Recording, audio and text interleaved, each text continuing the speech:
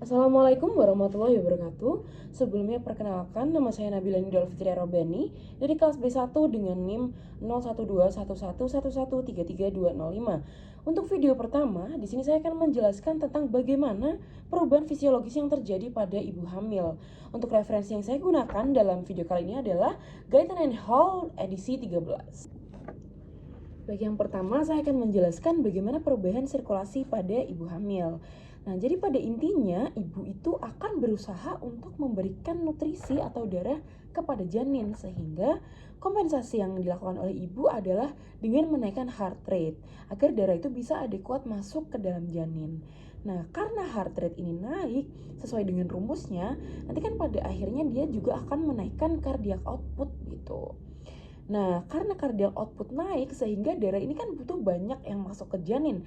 Makanya ibu juga menurunkan systemic vascular resistance. Jadi systemic vascular resistance atau tahanannya ini diturunkan agar darah itu bisa lebih plong masuk ke dalam janin. Nah, ternyata yang butuh banyak nutrisi atau darah itu bukan cuma janin aja, tapi ibu juga butuh agar ibunya tidak sesak. Makanya ibu juga akan menurunkan pulmonal vascular resistance agar darah itu banyak yang masuk ke paru-paru sehingga ibu bisa mendapat nutrisi juga atau bisa melakukan respirasi secara normal. Nah, selain itu pada sirkulasi ibu hamil juga terjadi kenaikan volume cairan tubuh gitu. Misalnya ini pada suatu sistem vaskular. Di situ plasmanya itu sangat naik sebesar 50-70%.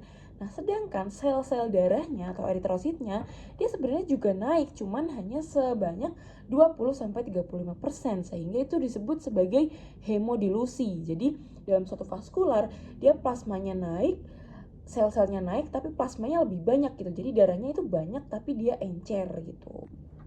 Nah, jadi pada akhirnya nanti ibu ini akan berusaha atau tubuh dari ibu hamil ini akan berusaha untuk menurunkan blood pressure atau menurunkan tekanan darah. Karena pada akhir-akhir masa trimester 2-3 itu juga terjadi peningkatan dari hormon-hormon penarik natrium seperti aldosteron gitu. Jadi nanti kan akhirnya bisa eklamsi. Nah, untuk menurunkan itu ibu ini berusaha untuk menurunkan volume dari darahnya. Lalu yang kedua adalah mengenai respirasi. Kita tahu sendiri bahwa pada ibu hamil hormon progesteron itu tinggi.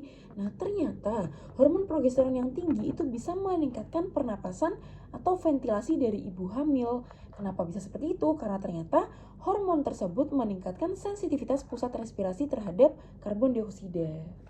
Selain itu, rahim atau uterus yang membesar itu akan menaikkan atau mendorong diafragma ke atas gitu.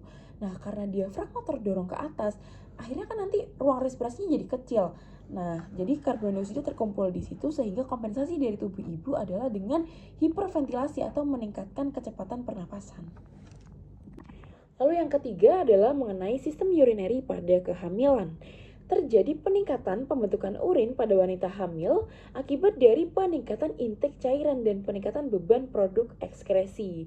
Renal blood flow atau GFR itu nanti akan mengalami peningkatan pada wanita hamil akibat dari vasodilatasi ginjal. Nah, peningkatan GFR dapat terjadi sebagai kompensasi dari peningkatan reabsorpsi natrium dan juga air di tubulus.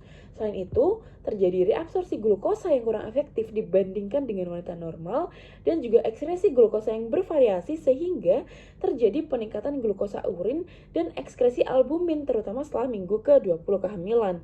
Nah, secara anatomis, ductus collectivus atau urinary collecting system akan mengalami dilatasi sehingga meningkatkan risiko pyelonefritis atau infeksi saluran kemih pada wanita hamil dengan bakteriuria asimptomatik. Baik, demikian video saya mengenai bagaimana perubahan fisiologis yang terjadi pada kehamilan. Tadi saya menjelaskan mengenai sirkulasi, respirasi, dan juga urinary. Saya mohon maaf apabila ada kesalahan karena saya juga masih belajar. Terima kasih banyak dokter atas semua ilmu yang telah diberikan saat kuliah. Wassalamualaikum warahmatullahi wabarakatuh.